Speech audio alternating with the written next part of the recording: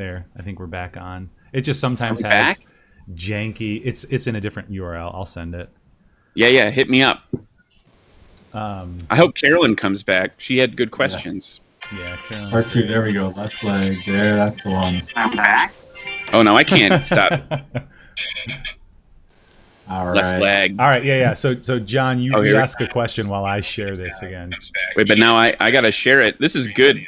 No. Sometimes, I feel like an old man trying to use the internet. Our combined experience, by the way, like we should not have this many problems.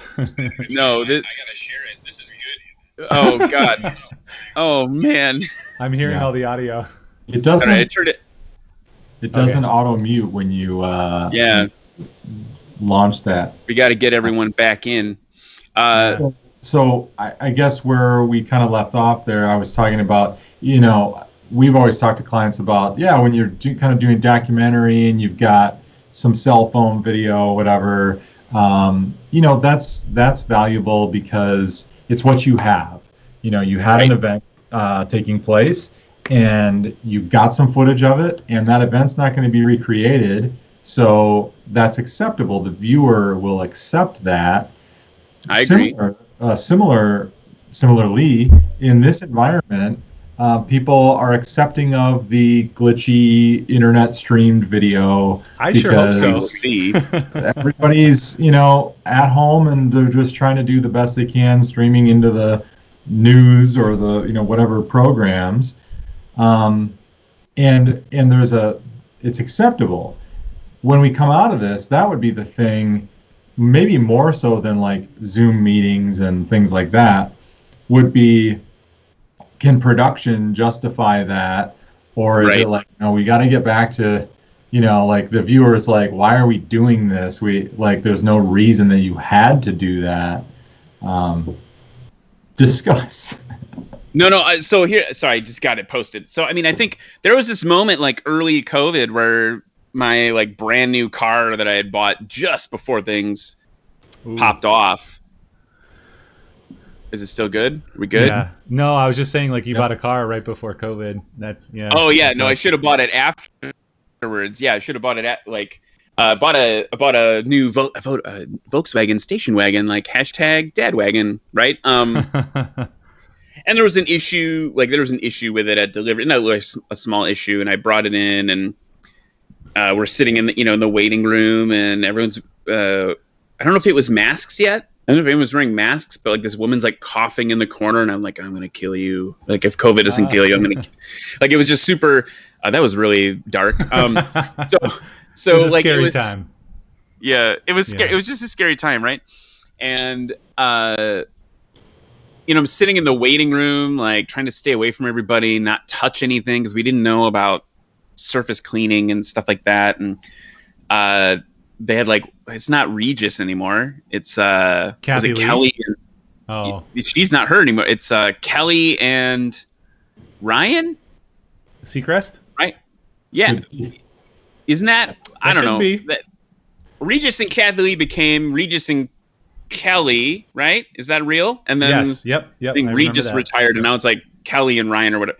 So that was on, and they were doing like literally the audio was from their AirPods, and then they were on Zoom, and like she's sitting there and talking about how she's like in a closet because that's the only place that she could get strong enough internet in her like giant celebrity house to pull the stream. And I was like, oh, like if this is literally like this changed it. Like I mean, as a fellow documentarian, I spent a lot of time in that. Like that stuff also is what people connect to more. Like I would be in meetings pitching to clients and it's like, hey, like we're not going to bring in like almost any lights. We're going to do this all handheld. One, you're going to see massive cost savings because we don't have a crew or a big crew. But then two, like when you watch the stats on YouTube or whatever, you check the audience retention, like people are going to stay because they are more engaged. I mean, obviously there's more to it than that, right? You have to have good storytelling. You have to, there's a lot more to it than that. But like the more organic we make it feel, the more real or truthful or honest it feels, the more engaged people are going to be with that content. So, so yeah, I mean, I think it'll be interesting to see, you know, in the YouTube channel stuff. I had that conversation with someone who was watching this show, and I was saying, you know, like, I'm a professional producer, so like I feel the pressure to record this stuff in 4K and like make it look really pretty. And he was like, don't, because I will not watch anymore, because what's good about it is that it's not that. It's like I can turn on the TV and get that, right? And I thought that was an interesting perspective I hadn't considered before, right? That like those things, right? Like, I mean, vertical video even, right? Like, think about how maligned vertical video was 5 years ago. And now it's like, well, one, every platform you kind of have to do it. But two, like now it's like part of the, it's part of how we experience the world now, seeing all this vertical video that people shoot. And so it feels more authentic and real and approachable for us as like marketers to leverage that sometimes. He said, as his film degree burns in its frame. Well, right, but like I don't know. It's just No, I think what you're getting at too is a really important idea, and certainly the craft of filmmaking is very, very important. However, things need to work. Like if you're watching at home, you just saw Ryan's video get really small on my screen. There we go. I'll fix that. And it'd be nice if that was just working. And our live stream before, which all I did was stop streaming and start streaming again. You know, for about 5 or 10 minutes, things were just breaking, and I stopped and restarted, and now it's working again. I think kind of if you turn it off and turn it on again. Yeah. Did you restart 3 times? And like I joked before with, you know, the kind of just the knowledge between the three of us, I'm amazed that anyone gets anything done. You know, I think that speaks to ingenuity and not that we're genius, but this is what we do. We even have issues. And I would say back to that idea of that craft, and you were talking about like 4K and somebody doesn't want that, you know, and what they really want is they really want good story. And that's kind of a return to that idea of refocusing on story and good content. And not necessarily, you know, all the glitz and glam, because some of the glitz and glam feels fake, you know, and not real. And so hopefully, and I do see that we have some people who retained or jumped on the new stream. Thank you for doing that. Despite the technical difficulties, people want good content. They want to hear from Ryan. They want to hear us grill you and ask crazy questions and devolve and, you know, all the silliness. Yeah. And I see in the chat, up here, like Terry Burmester said it's Kelly and Ryan. Terry is like she's a legend in Milwaukee production as a producer. We worked together at BVK, and so like separately, Terry, thank you. Like we worked together for 3 years, and I learned so much from her. So just I don't know. I haven't talked to you in a while, Terry. So I want to shout out to Terry. Thank you. Yeah, shout out Terry. Boom. Seriously. A total legend in the community here. Just the stuff that she's pulled together. The war stories that she has. You guys should have her on the show. Yeah. I'm not writing this down because I can barely keep the stream going. So you'll have to make sure like you send me this. Cables together. You're like duct taping Ethernet together. Yeah, for sure. Yeah, so anyway. For a moment there, he was on the outside of the ship, like plugging one thing into another thing. Right. And the best part is, like, you know, we do this professionally as well, and I do some more complicated things sometimes for us, but with our clients, you know, I've never had a streaming problem. I've never had like a video glitch like this. You know, we have normal things like somebody's Skype interview cuts out or whatever. Right. Yeah. But it's so funny. Like, you know, on the, like, my computer is the best hardware for this. Like the stream just gave up. You know, I tested my speed. It was great. You guys could still hear and see me to some extent, and just stopped and restart, and you know. Now it's like now I can like look at. Yeah. Thanks a lot, Bill Gates. I just assume it's that vaccine chip. It's interfering. All the people with the vaccine chip. Yeah. Well, it's I snuck in ahead of the line, and the microchip Yeah. for my vaccine is messing with it. I just saw Carolyn ask a question. Yeah. She says, as a Milwaukee native, I need to know Ryan's position on which Milwaukee frozen custard is the best and why is it Gillies? Gillies is fine. I like it. Cops is kind of like the thing. You know, you go to Cops, and actually BVK is just up the road from Cops, so I went there for lunch. I was pretty hefty at the end of my career there, thanks to Cops. But I'm going to flex and say, actually, what you need to do, and I know nothing about this place anymore. It's under new ownership. My dad started a custard shop in Waterford, Wisconsin, called Uncle Harry's. My dad is Harry. That'd be great if his name was just Tom, and he's like, no, it's Uncle Harry's. Who's Harry? I don't know. Everyone loves Cops because they think they need to. Yeah, I mean, I guess go to Uncle Harry's in Waterford, Wisconsin. It's on like the fourth owners. I have no idea if it's any good anymore, but you'll see my dad is still the trademark. Like he's the sign. Like it's his face. And so you can go see my dad. I used to go in there and be like, my dad started this place. Is that good for free ice cream? And they'd be like, no, you can't have any. But go there. And then also my grandfather. Real quick, I think you got to sell it. I think you got to sell it better. You're like, I'm Little Harry. Huh? Ice cream? That could be.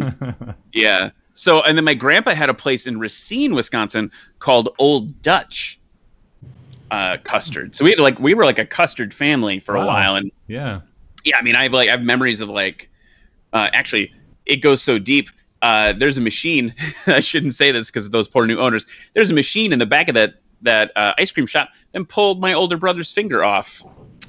Oh my god! So that's terrifying. So like we have real blood. We have blood, sweat, and tears in the ice cream industry. Yeah. Somebody got some special custard that day. I think they literally. I don't know if this is true, but I'd like to believe it is. That when they rushed him to the hospital, the police officer that like was left to like find the finger just found it in the tub of ice cream and just took that to the ER. I don't know if that's true. I hope that's what happened. I don't know how I don't know that part of the story. We could write this right now. So, that happens and you're like, cut to whoever the first responder or whatever, maybe it's a police officer, is there and they're eating ice cream outside the door or custard. Yeah. And then it's just like it is slowly revealed. He's like we could go many different ways depending on genre. He's like he's standing there, he's yelling at some kid, "Drop the ice cream!" They're like trying to. Yeah. Don't put that in your mouth. Anyway, glad I could give that little. Carolyn says that's amazing. Milwaukee. So real quick with custard too. I mean, it's Culver's shtick. What do you think of Culver's ice cream or custard? I'm a huge fan. I mean, Culvers, yeah. I dig it. I mean, like stuff. Your family's obviously the experts, so. No, I mean, I think I remember when I was like, I don't know, middle school, maybe early high school. Like the first Culver's restaurant started showing up near our home. And my dad was like, let's go try this stuff out. Let's see if it's any good. And we went and he was impressed with the quality. But in that time, I shouldn't even say this because they'll never work with me. That particular franchise was not doing a good job of cleaning the like custard machine. And my dad very quickly pointed it out. He was like, hey, I used to own this custard shop down the road. Like that's super gross, and they remedied it. And I mean, I've never gotten sick eating at a Culver's, but that's like a thing that sticks out. Is my dad being like, "We're gonna go check this stuff," and then him being like, "Oh, it's not too bad." Yeah.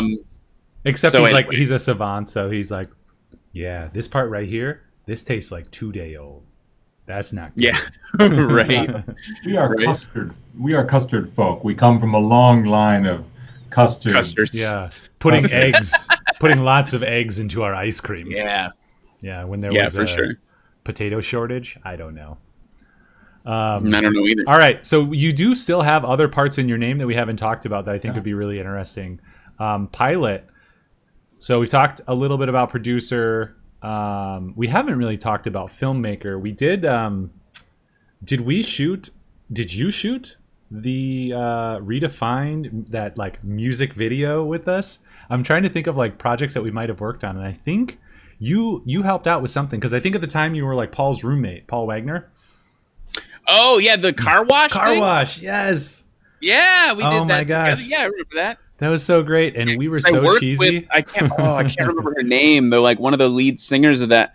Like she, long black curly hair. Amy. We worked at. Was it Amy? We worked at. She introduced me to the band Muse. I remember she gave me. She's like, "Here's like remember nice. CDs." She's like, "Here, I made you like a mixtape."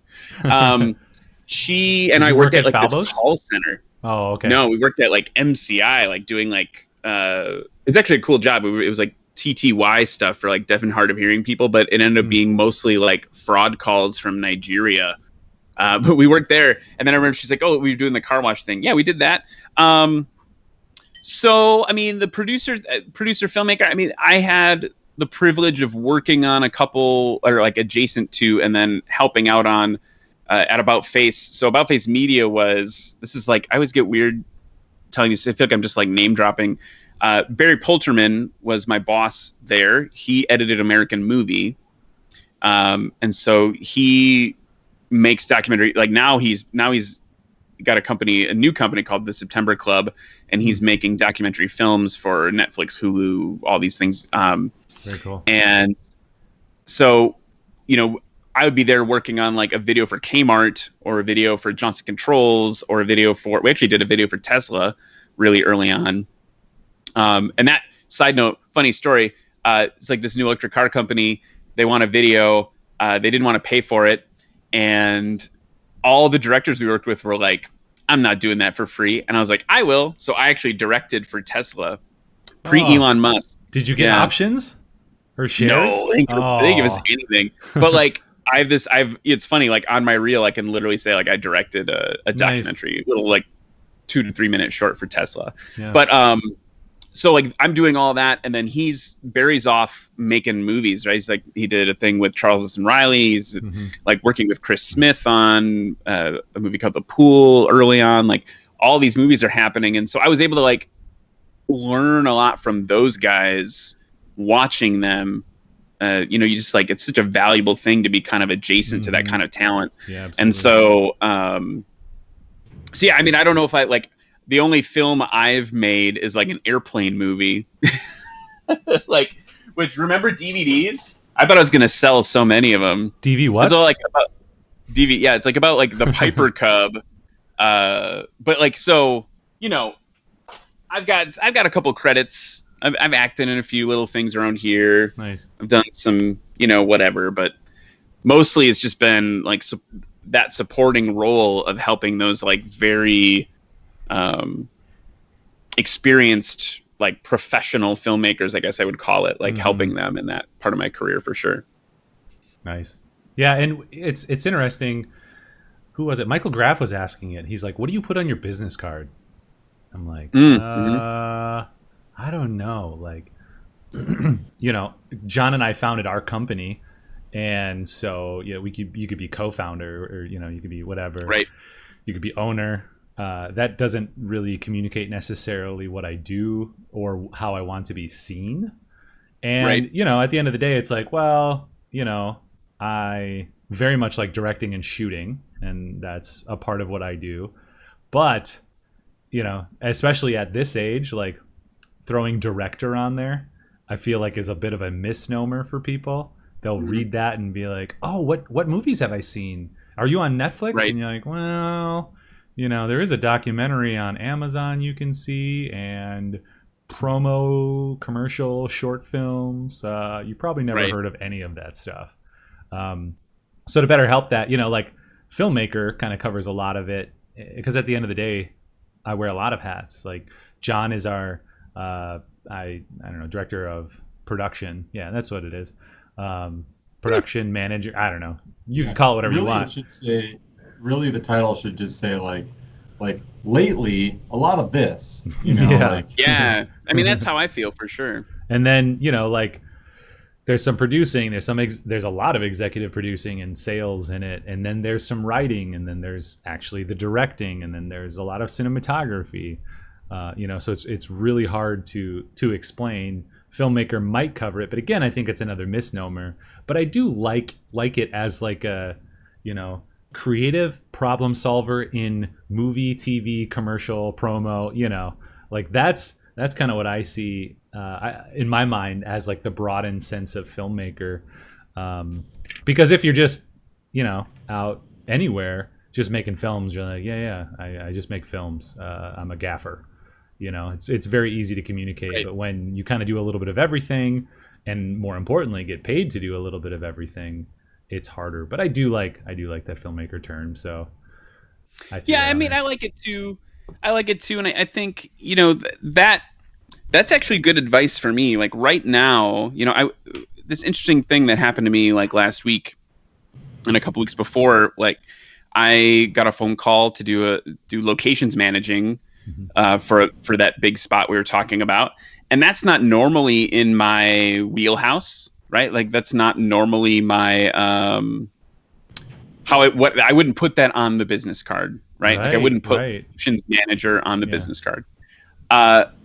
The producer that called said, "Hey, like, would you be able to help us with this? Would you be able to do this?" And I was like, "Yeah, like, I want to be straight with you though. Like, I'm a producer first. Like, that's how I identify myself professionally, and that's how like I want to make sure you're comfortable with me approaching it from that lens." And her response was like, "Yeah, that's awesome, right? Like, you're going to be able to help me think through this stuff with a producer's mindset. You're going to be able to anticipate things differently." Because you've been on the other side of the table, so to speak, right? Right. And it worked really well. Like obviously it was hard on set to not be like, but like I want to help, right? Like I was trying. It was like a conscious decision not to like insert myself into things that I would normally be doing if I was the line producer. That's the professional in you. Yeah. Like I was like, okay, like this is her rodeo and I'm here to support her. And once that mental click went, like we worked together really well and it all went really well. And I think separately, like, she said it, I mean, I don't know, who knows? She said that she really appreciated the work and that it went well from her perspective too. So yeah, I mean, filmmaker might be a good way to encompass that. Like, I'm standing up a production company right now with Lynn we've talked about, and we're talking about that same thing, right? Like what does putting exec producer on, which is that was my like job title for a long time. And at BVK, like I was a director of production for a while. Like exec producer felt like more of what I was doing there, but there's all these internal agency politics and things. Like, does exec producer really cover what I'm doing? Right. I don't know. Like, I don't know. Like, does that meet separately?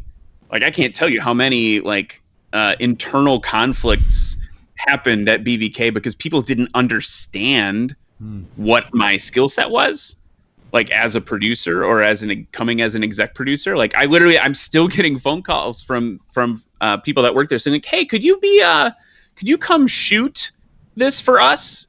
And I'm like, "Oh, maybe. Like, what do you need?" And then they'll send me a sample. And I'm like, "No, you need a DP for that. Like, you need you need like a person who really knows, right?" Yeah. And so, does putting exec producer on your business card actually mean anything to anybody? Like, I don't know. Right. I think it's probably again I'm always looking for analogies because I think a lot of people don't know this industry. But it's just true that people don't know industries that they're not a part of. So like I'm sure there's a lot of things that would be like in the building trades that I don't know. Right. For sure. Some like carpenter, and I'd be like, "Oh, could you do this?" And they'd be like, "That's not. I don't do that. We need like that's a cobbler. Like, you need a cobbler. Like I don't know what you're." So that's called an electrician. Yeah. The problem. I do the wood part. The problem comes from. Then places that I think like have very small crews or like just a micro, it's like because one of my first jobs I applied for after college was video producer for a little cable station in Cedar Rapids, Iowa, and I read the description as I was reading the thing, and it was like meet with the sales team. Okay, take their brief from their client meetings, write the script, then schedule and coordinate with the client on a shoot date. Go out there, film using the cameras and the lights that we have. Come back, do the edit, and present that to to your manager. I was like, oh, so everything, just the whole, all the things. Like, not, I wouldn't call it what you called it, but okay, and so like, I think that's where people just don't know. And then I think the other paradigm that we're always having to like fight against is that everybody like has a video camera and a screen in their pocket. And so at the lower levels, when people are like, could you do a video? And then you like start talking about anything advanced, and they're just like, wait, I thought, like, I have a nephew that does this. Oh man. Don't trigger me. I'm going to flip a table. No. So yeah, there's a lot of misunderstanding. So like a lot of our job comes down to like educating people, which can get exhausting. You're like, okay, well, let me teach you a little bit about the roles in production. Right.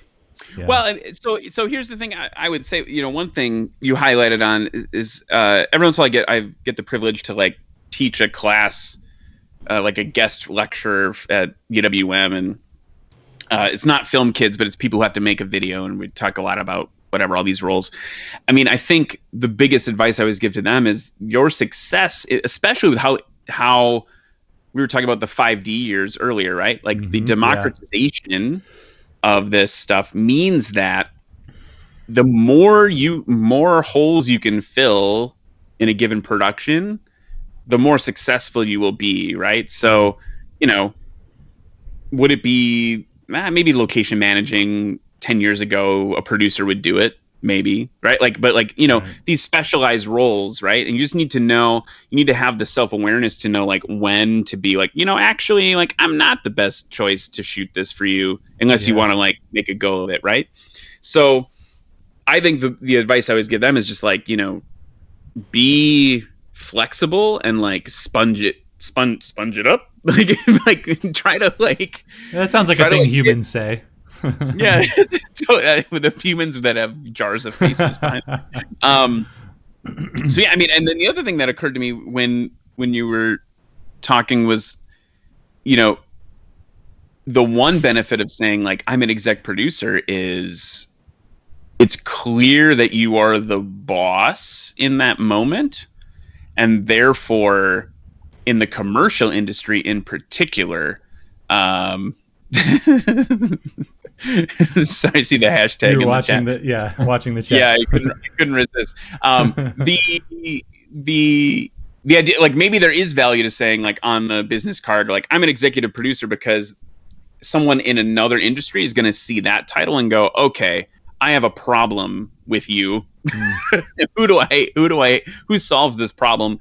Like, you're very clearly the person who solves the problem, right? Like, so I don't know. Yeah, it's interesting. I don't know if titles matter. I mean, certainly they help on set, right? Like the order of operation, who does what.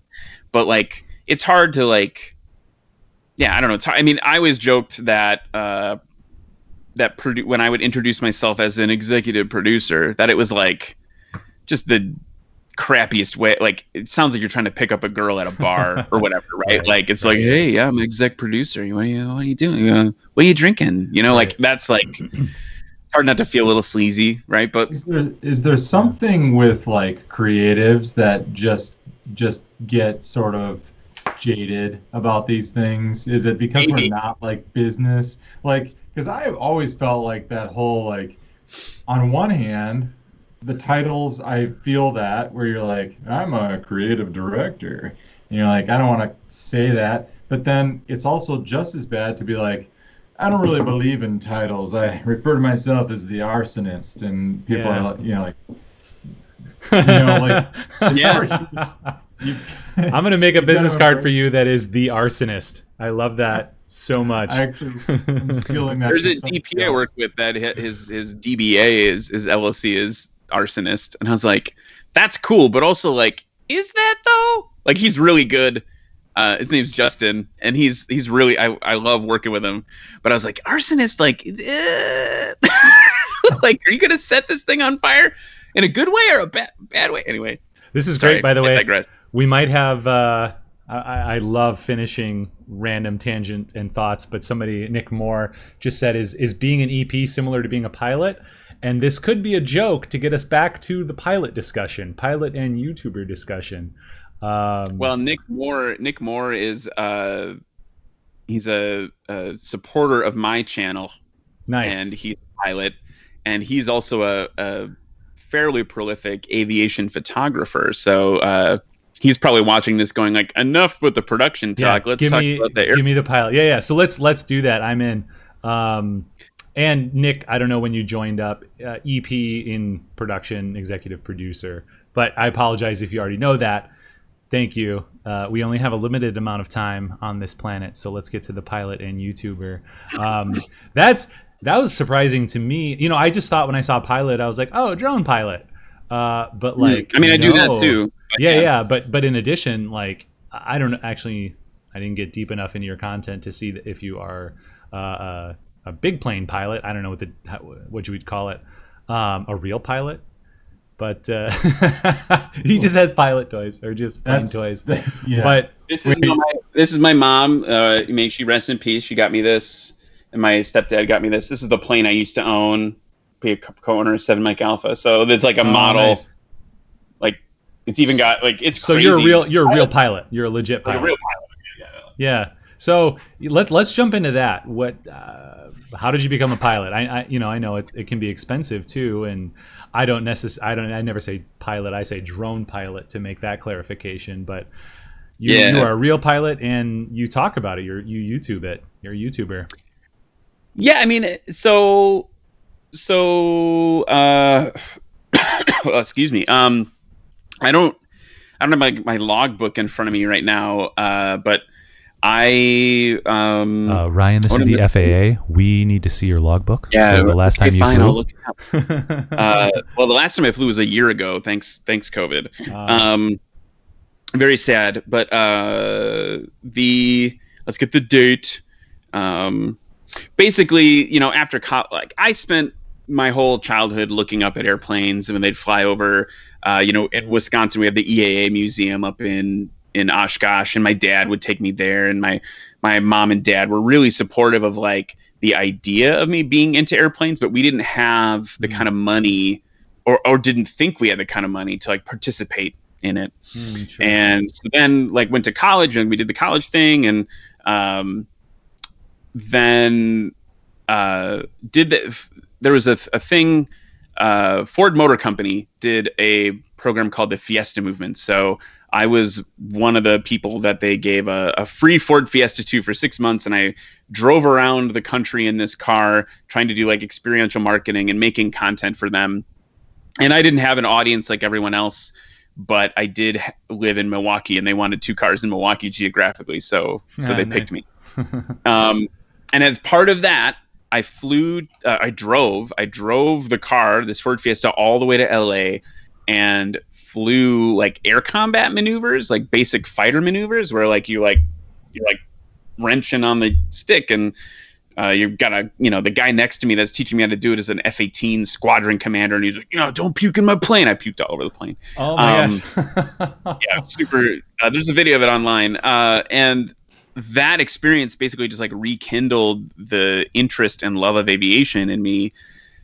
There's this thing that that astronauts talk about, and I should probably like know, if I'm going to tell this story, I should know it. I think it's called overlook effect.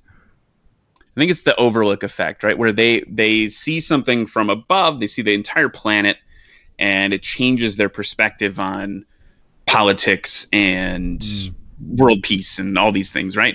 And I feel like when I fly, there's like a miniature version of that, right? Like I just feel free from it. I feel like it's a way for me to de-stress, and there's also just like an incredible feeling of privilege.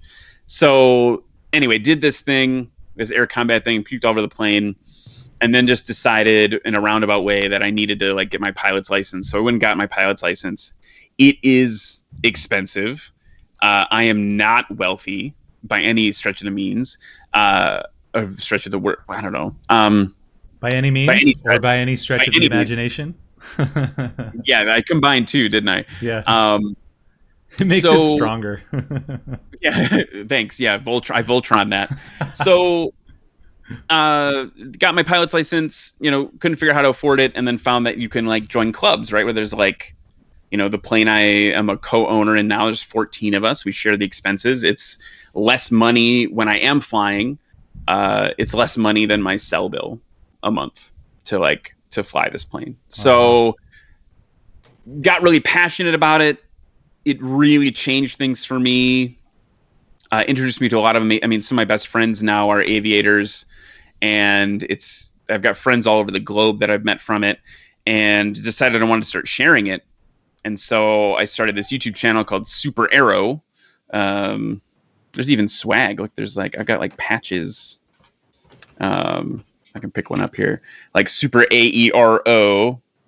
I don't know if it's going to focus or not, but basically, like, it's a real thing that I do because I want to share it with people, and also it helps me, like, not to get back on like the marketing side of things, but I would be in meetings, right, talking about how people need to be content creators and how brands need to create content themselves. They need to be their own stewards of their own content, because that content is real and organic and meaningful, like we're talking about at the front of the show.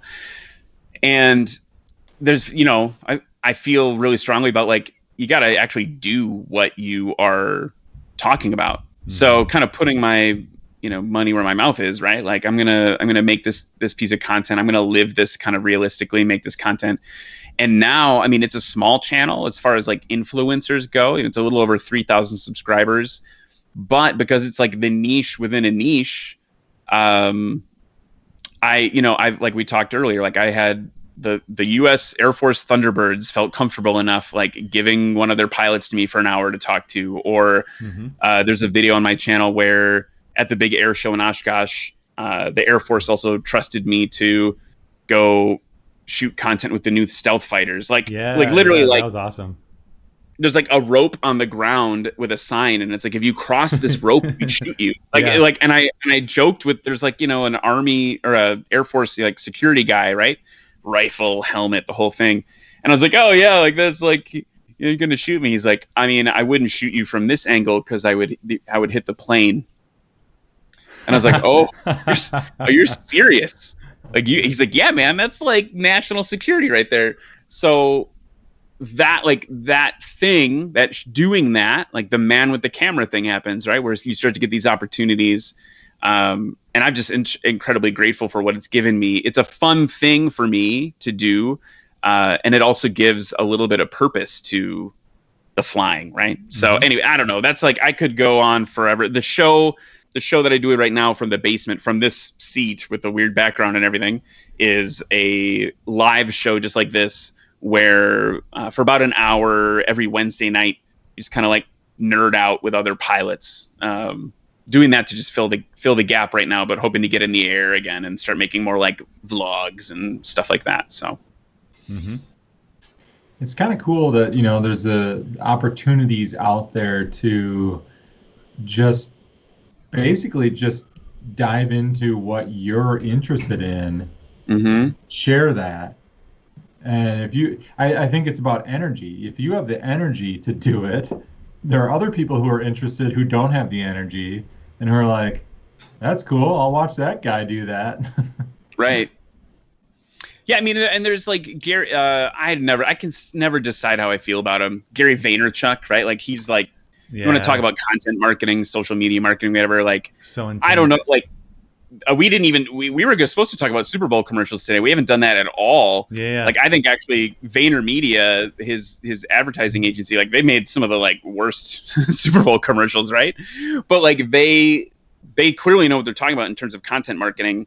And he has this thing he says about, like, what an amazing time to be alive right now, because with access to the internet, there is no more gatekeeping, right? It used to be if you wanted to make a show about airplanes, you needed to like either make a massive financial investment yourself or pitch a show to a network or to Discovery Channel or whatever. And that was the only way to get it done.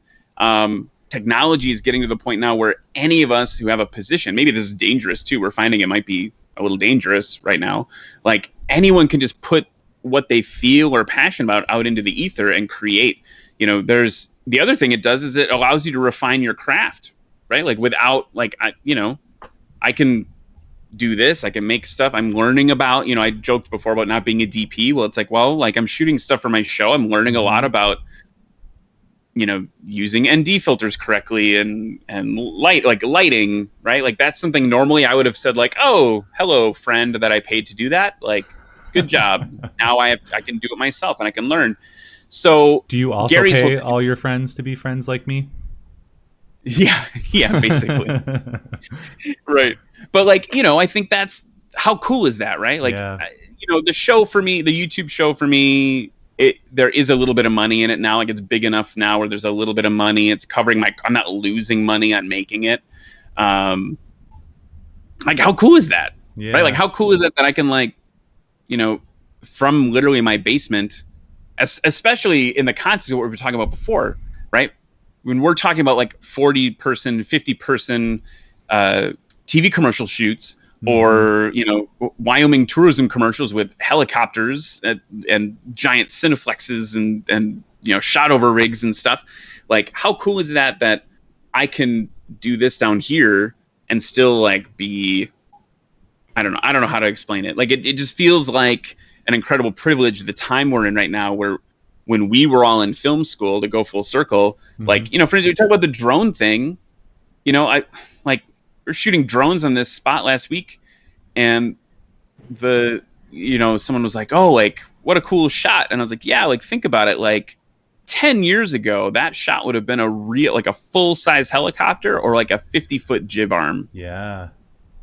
And that would have cost, even with the jib arm, like just setting up the jib arm and moving it and using it and like all the crew, like that would have been like half a day to get that shot. We just like popped a Mavic in the air and like, boom, got it done. So I don't know. It's a cool time. It's an exciting time. And exciting to be able to give your passion a voice as well. Yeah.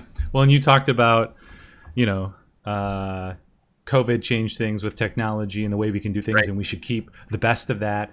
Same thing with, 2008, like people didn't have to mortgage their home to get a camera to shoot a national spot on. We could do it on these DSLRs that were being used as throwaway cameras on TV. I love that we kind of came up through that because we were working on, I guess it was still some video technology, but just bigger cameras. And then that hit, and we were able to purchase that as a company. And then even through COVID, like our live streaming setup is just, it's been pretty robust before, but now it's very dialed in. And all of that stuff, like I love these jumps and these leaps. And if you can grind it out, if you can survive, you're going to be so much stronger, after each of these events than those who are like, HD, we don't have an infrastructure for HD. We can only do SD. Like when we started, people were like, now new HD. And we're like, we don't really care. We're doing it with, HD and the best whatever. But like, those aren't marketing things that are relevant. And I think there's a ubiquitousness to it. So like when we have a shoot, be like, yeah, and if anybody wants to join remotely, we can set that up, and then that's not like a novel thing anymore. That's just kind of a part of how we do production. Yeah. Well, and separately, thank you for the shout out down there. I appreciate it. Go subscribe, like, hit me up, like it, share it, subscribe it, whatever. Hit the bell. Yeah, hit the dingle dangle. So that's basement talk. Yeah. That's for the after show. No, I think though what's interesting about it, right? Like, and this is part of the reason why Lynn and I are starting this company together. We felt like there were opportunities within this world, right, of production to be the guiding voice, similar to what you're talking about, right? Where there is so much entrenchment in the old way of doing things, right? So if we can come in with the experience in the massive, high-end production world, but then separately experience in the documentary world, like for instance, Lynn, you want to feel inadequate as an alum, like she went on to go work for Jimmy Fallon for a while and then go to the BBC and I'm sure I've read about her in the letters and sciences update or something like that. Yeah. That sounds familiar. She's like the real deal, right? Like I was like, I went made TV commercials, and she's like, oh, I want to go in with Jimmy Fallon and the BBC. You could take like all that experience and combine it, and then provide not to I don't want to denigrate the big ad agencies like where I worked, but there were a lot of times where we'd be sitting as producers. Again, that joke about the titles we've been talking about, where we're like, well, hey, we are mounting this thing that we're about to do, hundreds of thousands of dollars.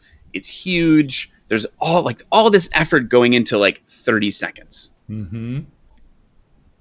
What else could we be doing right now, right? Have you talked to the guys at the social team or whatever for this client to do they want to shoot some stuff? Well, we got all the crap's gonna be there. Right? Yeah. So how do we maximize it? How do we add value? Think about what performs well on these platforms. A lot of it is behind the scenes stuff, right? So I don't know, not again soapboxing a little bit, but I think that and again, we talked about vertical video as an example. It's so hard for me to wrap my head around it. I visually, when I look at it, I'm like, ugh. Because of all the training that we had as film school people, as filmmakers, right? We're 16:9. We're wider. It's hard, but if you can push through it and think about it intelligently a little bit in terms of let's talk about my niece is 13, I think. Oh, sorry, bad uncle. This is her world, right? So if I want to talk to her as a marketer, do I want to make her do this? Do I want to turn it no, I want to talk to her where the fish are, right? So I don't know, it's just as much as all that watching art films and stuff will get you to the point where you're it's gotta all be this. But at a certain point, we also need to get past that and actually make something. So I don't know. Yeah. No, this is a good transition too. As we wrap up, I would still love, because it's so, obviously it's timely, right? The Super Bowl, as you mentioned before. And we haven't talked about that I yet. gave you the prompt about that. And what I would like us to do is maybe just share our favorite. And I probably have all of them up here. We could just take a look, maybe not watch them all, but I'd love to think about that, because I feel like it goes on our discussion as well as being topical, because we're talking about people who have, not unlimited money, but they can say, I want a helicopter shot. And they're like, why not a drone shot? Well, we have the money. Let's do a helicopter shot. Or I want these actors, and, spend millions and millions of dollars, which is orders of magnitude, an order of magnitude greater than anything I've worked on. And even, I'm curious too, with the big things you've worked on, there's always really defining that budget. Some of these seems like budget wasn't a concern, and so creativity goes out the door, because I feel like those restrictions, budget restrictions, location restrictions, content platform restrictions, make us make better ads and do better work and work harder. So yeah, I'd love to hear your favorites. Maybe one or two if you have one. Yeah, well, first of all, I'll say, one of the things that's always interesting is in our world, I think a lot of people assume that the best producers are the ones that are trusted with the largest budgets. And I think that there's obviously a lot of responsibility with a very large budget. The hardest things for me to produce in my career have been the things with the smallest budgets. Mm-hmm. Because the idea doesn't go away, right? Like the good idea, if the creative's good, like you still got to try to execute against that. And so, to that point, and I'm trying to find it in this list here. Let me find. There was one for there was an ad for like an alternative milk company. Do you know what I'm talking about? Yep. Oat milk. Oat milk. Oh. Yeah, and so here's the thing. Like, I don't even know if it's a good spot. Obviously, the song was catchy, right? Yeah, like the song was catchy. People were singing it, whatever. The reason why I liked it is because it wasn't $1 million. It better not have been $1 million. Yeah. You know what I mean? Like they were just like, oh, like we're gonna put the money into the buy, and then we're gonna just like do this like kind of like simple idea. And that for me personally, like also is kind of in opposition. So I'm scrolling through to see if I can. I mean, it's oat milk. You guys. I think I have it was it. in opposition to what I up. traditionally liked. Like I traditionally, an ad to Oatly. Tony Peterson, the CEO, like sings this like he didn't have that good at singing, right? No. Like it's like I don't. The whole thing I felt was a little brilliant because it was like it was just like the opposite of what we have come to expect as Super Bowl ads. Like it's not. I mean, it's well shot, like for what it is, but like. Yeah. Well, and it's funny. I love that you bring this up too. It's probably not my winner, but it's memorable. So that's always the tough thing. Like it's memorable. I remembered the brand and remembered that it was the CEO. I hated the commercial, but it was so effective. I don't think it's really good, but I think it it was so worked. effective. Right. And so that's one metric for an amazing commercial. So, yeah. Yeah, and he's like his singing is like abhorrent. Yeah. Which is great. He's like, it's milk. Like I don't know. When I watched, because to prepare, like I didn't watch the Super Bowl this year. I'm not like a big sports ball guy, but typically what I do is afterwards because I'm nice. I'm passionate about our craft, right? Is I'll go through and watch all the ads on Ad Age or whatever, right? And like. There's some, and I'm sure we'll talk about them. There's some brilliant spots, but that one when I saw it, I was like, oh, that's like the best one. Like value for dollar. Oh yeah, absolutely. They won. Like yeah, that's a really good point. From a filmmaking perspective, at all, but it's like for what they paid and what they got out of it. Like I felt like that was the win. That was the big win of the night. Yeah, nice. John, what was your favorite? Oh, I think I have it down here. Yeah, well, also, shameless plug for our other comment that's out there now. Maybe I can post this down here. Yeah, there it is. I'll post it in the chat if it works. There we go. In that category though that you're mentioning, I missed a bunch of the game, and I went back through and I watched stuff later. In that category, I liked the oat milk one for the same reason, but there was also, apparently I missed it, like a 5-second ad from Reddit talking I heard about that. And I thought that was really cool too. Same sort of thing. Just like let's grab this thing that we're going to be able to catch everyone with. It's short, so I imagine it costs way less because of the runtime. Just coming up with a good idea. Well, and you couldn't read it, and you had to be like, "What was that?" And so then you got to go read on a news agency, like we screen capped what it was. So again, not like a cinematic, enjoyable thing, but super smart.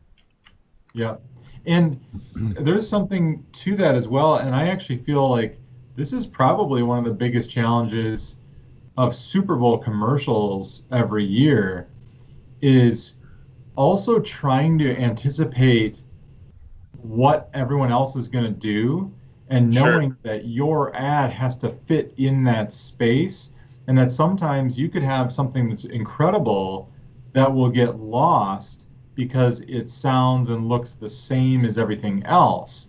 Whereas if you could correctly guess at what thing would be unique and stand out and make everybody go like, oh wait, what's going on now? Right.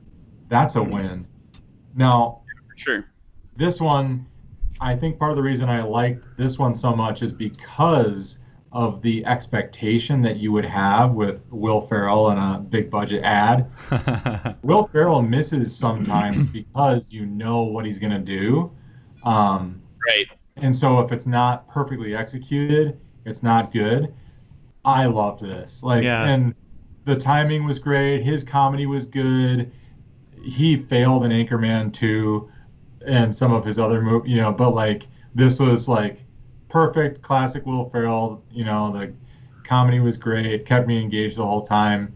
And then the punchline of this ad is so funny. Just the like kind of put the fourth wall break a little bit in the poking fun at like Americans, we don't know our geography. We don't know where Norway is. That archery scene, by the way, was just super. I mean, classic, right? Like classic Will Ferrell, like playing into that a little bit, like and his timing with different things too. Like, whoa, what can I tell my kids first? He's like, no time, let's go, and just and he's just like, okay. I mean. His problem, like, he's gonna like yell at them. He's like, "Oh, this is lovely." He's like, it's kind of like the enjoyable stuff that we like and are used to. It's not groundbreaking, but it's very, very well done. And if you do end up reading this article, I go on some rants about the ads that failed, and the quick summary is that I liked this ad because it didn't talk about anything else. It was about EVs. In these trying times. It's like, stop it. Now more than ever. Anymore. Yeah. Nobody needs to hear anymore. None of us need to be told how we should be feeling right now. Right. Yeah, let me feel stuff.